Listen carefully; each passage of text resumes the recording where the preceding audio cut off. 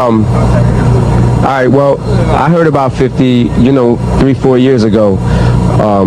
He had dropped a song called Your Life's on the Line.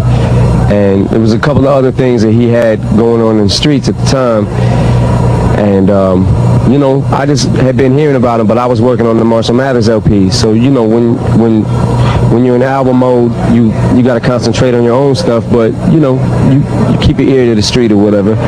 And we heard about 50. And then the same week, I was actually in New York. We heard about what had happened to 50, a couple of things that had happened to him. And 50 went away for a minute. He was going off the scene for a second, and then it was quiet, and then all of a sudden, bam, 50 was back. And the truth is, nobody knew what was going to happen to 50 at that point. Shit got quiet, it died down. 50 came back, he hit the mixtapes, he did all the G-Unit stuff. 50 he hit the streets. All the mixtape DJs, everybody. Word got back to me, I kept hearing things, and finally, my manager Paul, after I was finished with my album, with the new album, hit me off with a CD, and I had actually been in a slump, where is hip-hop gonna go? I had been, I felt like it was in a slump for a minute. You said you was coming for me. You gonna what? Show us where you at? Can you show us where you at? Yeah, he ready. Yeah. Where's your dad at? You got a chance to see the show a lot? 50 show? Yeah. You never met him? No, I'm trying to. Let me introduce you to him, man. It's Eminem, this is 50 Cent. How you doing? They told me a lot about you. I just happy to meet you. I'm a big fan of yours, man. Yeah, me too. Although I haven't heard anything yet, I can just tell I'm gonna be a big fan. I love you, man. You guys want a hug, maybe? Whose show you think is better? Yours or his? I like to watch it, to be honest. You gotta be honest. I like to watch that show because This is my favorite. 50 was good meeting you. Whatever you do, everything. I don't know. I think me and Fifth connected from the first time we met, and I think that I was a fan before we actually got a chance to sign him. So when we met that first time, I remember I was rapping his whole mixtape to him and shit, and he was just looking at me, and I was like, this dude probably thinks I'm fucking crazy. Yeah. A little bit. Yeah, man, I didn't care back then. I just was whatever. I'm, you know what I'm saying? The way me and him connected, and how fun it was to make songs and shit, and how quick we were making them. I was just ready, let's go. For me, I didn't give a fuck back then.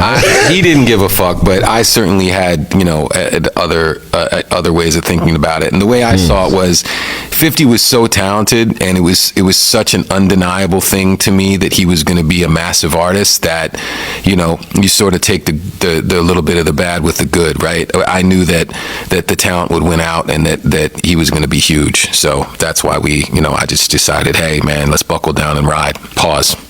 My manager gave me a copy of Guess Who's Back, and within the first couple of songs, I was like, yo, he's back. At that point in time, I think we had found out that he wasn't signed yet, so, we have a chance to maybe do something with him. Let's try to see what's up. So I think the first time I met 50 was at a release party. Was it in New York? I think it was in New York. I met him. I think we talked in the back room, right? Every song he was doing was so crazy there was nothing to get rid of. There was nothing that we could even say, oh, that would be cool for a mixtape. I don't know if we really set out to create anything. It was more, let's just make the best music that we can make. Patiently Waiting was one of the first beats I sent Fifth, actually. Patiently Waiting, I think, just had the cello, the strings on it, and the drums. That's one of the fun things for me to do as a producer, is to hear somebody's rhyme and what they've done, and then kind of build around that, as opposed to building the beat first. I was really into trying to make it cinematic and trying to make it seem like, make it like a movie. Part of it was the respect that I had already had for him as a lyricist, and the fact that, to me, he could make songs, and I hadn't planned on being on the song yet. I just wanted to hear him do something to it. And then when I heard what he did to it, I was like, oh, maybe I could be on this one, and and then went and pieced it together later. But I was also trying to let anyone who didn't know the story of what had went on with Fifth, like kind of trying to explain a little bit of that. And like, look, this is what he's been through and this is where he's at now. You know what I'm saying? And this is the next dude. This is the next guy. Yeah, that was the whole thing, was to try to make that song, make it sound official. Okay, 50 is officially with us. For me, I can still put it in and it's still goosebumps.